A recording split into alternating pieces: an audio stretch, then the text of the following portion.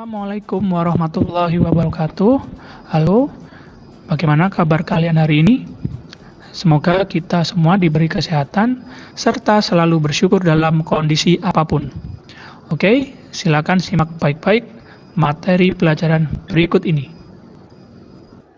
Sekarang kita masuk ke pokok bahasan sosiologi. Nah, jadi pokok bahasan sosiologi ini jadi apa-apa saja yang biasanya dalam sosiologi itu dibahas ya.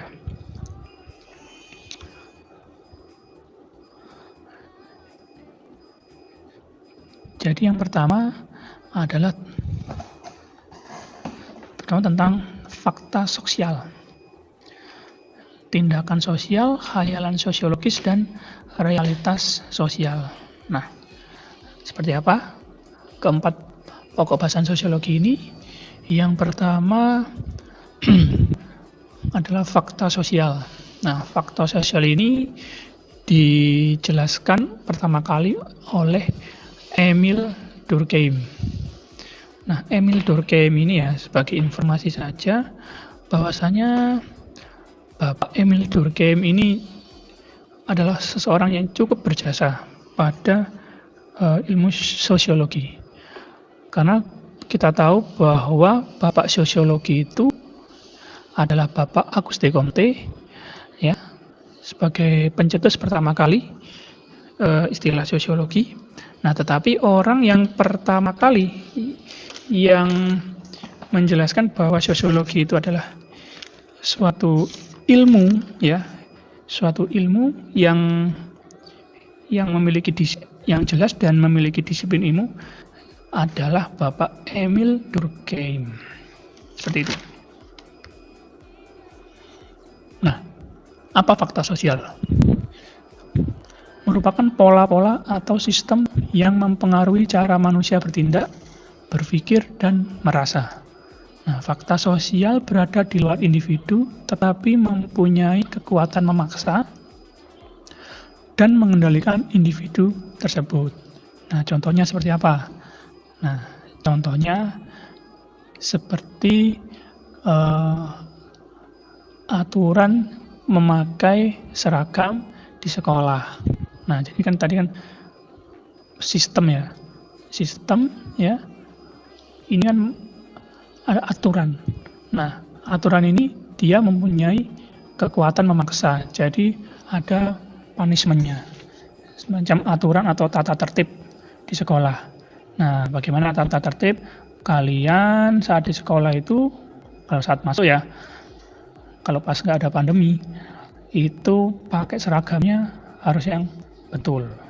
Bagi yang cowok ya, bajunya dimasukkan ya. Terus celananya nggak usah di model-model, nggak usah di pensil-pensil. Jadi standar. Rambut ya nggak usah disemir-semir, terus panjangnya juga ya standar, jangan sampai panjang-panjang, gundul malah bagus. Lalu sepatu hitam. Nah, ini standarnya tata tertib sistem yang berlaku di sekolah mengenai busana. Nah, tapi bagaimana kalau kasusnya seperti ini? Nah, rambut disemir ya, merah putih, biar kelihatan merdeka. Lalu kerahnya dikasih naik, baju nggak dimasukkan. Nah, tentunya ketika seseorang itu ya, siswa itu tidak menaati dari sistem yang berlaku, nah, tidak menaati, maka guru tatib mempunyai kekuatan memaksa dan mengendalikan individu tersebut. Jadi nanti seseorang siswa itu yang nggak mematuhi peraturan akan dikenai sanksi. Ya, nanti sama Pak Chandra nanti bisa dikenai hukuman. Kalau rambutnya panjang mungkin nanti dibotakin ya, rambutnya nggak dimasukin nanti bisa dijewer. Seperti itu. Itu fakta sosial ya. Yang kedua, ada tindakan sosial. Tindakan sosial ini dipopulerkan oleh Max Weber. Tindakan sosial yaitu tindakan yang dilakukan dengan mempertimbangkan perilaku orang lain ya.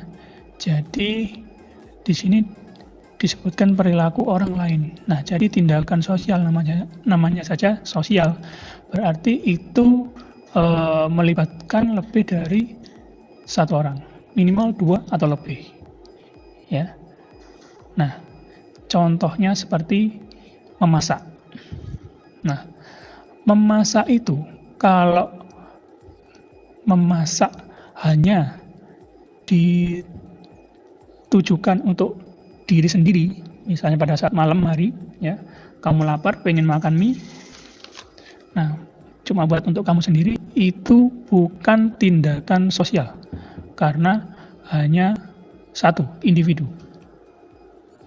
Nah, tetapi kalau kalian memasak itu beramai-ramai ya, atau kamu masak itu untuk buat sekeluarga, nah itu baru disebut tindakan sosial.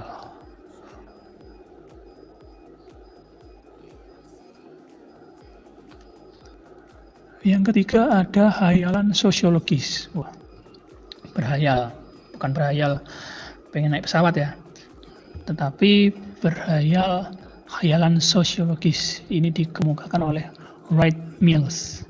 Apa sih hayalan sosiologis itu? Nah, hayalan sosiologis itu ternyata adalah sebuah cara ya. Cara memahami tentang apa yang terjadi di masyarakat maupun yang ada di dalam diri manusia. Nah, untuk melakukan hayalan sosiologis ini diperlukan alat ya. Yang disebut pertama adalah permasalahan pribadi, personal troubles, dan isu atau public issue. Fungsinya apa sih hayalan sosiologis ini? Nah, fungsinya kita bisa memahami apa yang terjadi di masyarakat ataupun yang ada di dalam diri manusia. Nah, dengan adanya hayalan sosiologis ini kita dapat memahami sejarah masyarakat, riwayat hidup pribadi, dan hubungan antar keduanya. Itu fungsi dari hayalan sosiologis. Nah, contohnya gimana?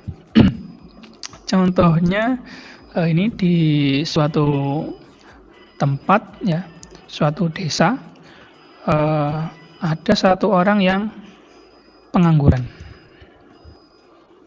Nah, satu orang nganggur, mungkin malas untuk bekerja, ya malas, nggak punya keterampilan. Nah, itu disebut fenomena itu disebut personal ya, karena hanya satu orang itu aja, hanya dia sendirian. Nah, tentu sosiologi memberi solusi ya. Nah, jadi kan tentunya suatu ilmu pengetahuan itu digunakan oleh manusia itu kan pertama jelas untuk mencari apa penyebab masalah, dan tentunya yang lalu mencari solusi. Itu kan basicnya kan seperti itu gunanya ilmu pengetahuan. Nah, di sini ya pada hayalan sosiologis ini, ketika satu orang saja itu menganggur, nah maka sosiolog ya ini mengidentifikasi apa sih yang menyebabkan dia itu nggak mau kerja, kok masih nganggur. Nah, tentunya kalau masih satu orang ini masih nggak terlalu sulit ya. Ya, dilihat apa faktor-faktor penyebabnya. Apa memang karena malas, atau memang karena dia pendidikannya cuma rendah ya, akhirnya ngelamar ke sana sini nggak diterima atau nggak punya keterampilan sama sekali, jadi dia bingung mau kerja apa. Nah, kalau sudah ditemukan apa penyebabnya, nah solusinya juga mudah karena hanya diberikan solusi pada satu orang itu. Kalau dia nggak punya keterampilan,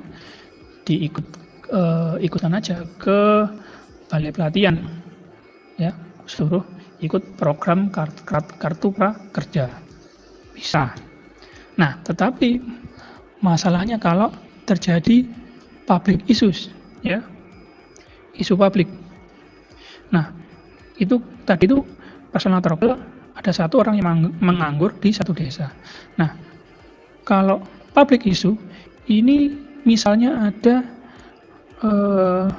di desa itu ya dari 4.000 penduduk. Nah, ini terjadi pengangguran separuhnya, 2.000 orang menganggur. Misalnya karena pandemi corona, ya, di PHK, sektor-sektor pariwisata, ya, pulang kampung semua dari Bali. Nah, hanya 2.000 orang ini menganggur. Nah, tentunya permasalahannya pasti kompleks. Tidak hanya satu faktor saja, banyak faktor, karena banyak orang yang terlibat di situ. Nah, otomatis nanti penyelesaian masalahnya juga nggak bisa sesimpel yang satu orang, dan juga pasti nanti harus membutuhkan peran dari pemerintah, apalagi soal pandemi ini ya. Kita tahu melumpuhkan banyak sektor dari pariwisata, ya, UMKM dan lain-lain, gitu. Nah, itu hayalan sosiologis. Yang terakhir adalah realitas sosial. Nah, ini dikemukakan oleh Peter L. Berger. Realitas sosial adalah kenyataan yang hidup dalam masyarakat, ya.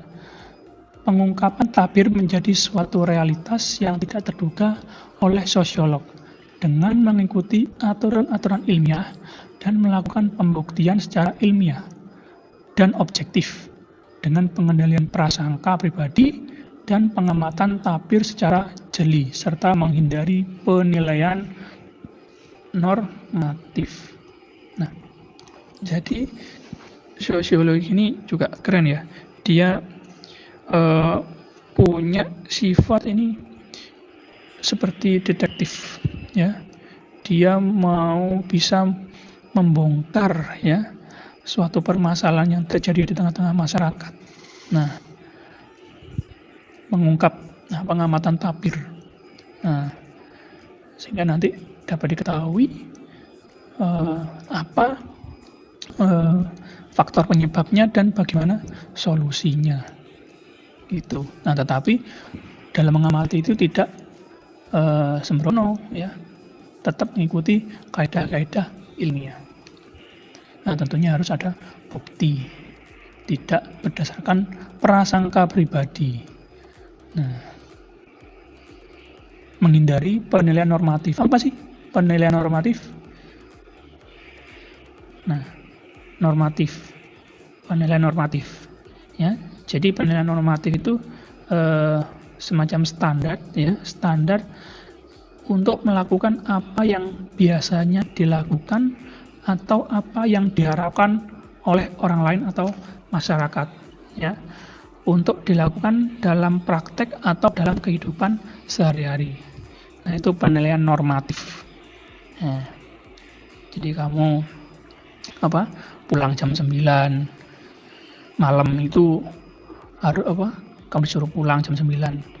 Itu normatif, ya, karena norma yang ada di tengah-tengah masyarakat atau lingkungan Anda mengatakan bahwa anak itu kalau jam 9 harus pulang rumah, gitu. Nah, dan belum tentu norma yang ada di lingkungan kamu yang jam 9 harus pulang itu berlaku di lingkungan atau di wilayah yang lain. Itu belum tentu. gitu. Karena norma itu hanya berlaku di wilayah atau lingkungan tertentu saja. Nah, contohnya ini hasil dari pengamatan ya, pengamatan sosiolog. Maksudnya apa? Menggunakan kaidah-kaidah sosiologi ya, membuktikan secara ilmiah bahwa orang-orang ini telah melakukan korupsi. Sebenarnya harus punya bukti kan ya. Kalau nggak punya bukti, nggak bisa ditangkap OTT oleh KPK. Gitu. Nah, ini yang terakhir, cabang-cabang ilmu sosiologis. Nah, ada sosiologi keluarga, sosiologi politik, agama, pendidikan, pedesaan, perkotaan, dan masih banyak yang lainnya. Oke, mungkin itu dulu ya dari saya. Terima kasih atas perhatiannya. Wassalamualaikum warahmatullahi wabarakatuh.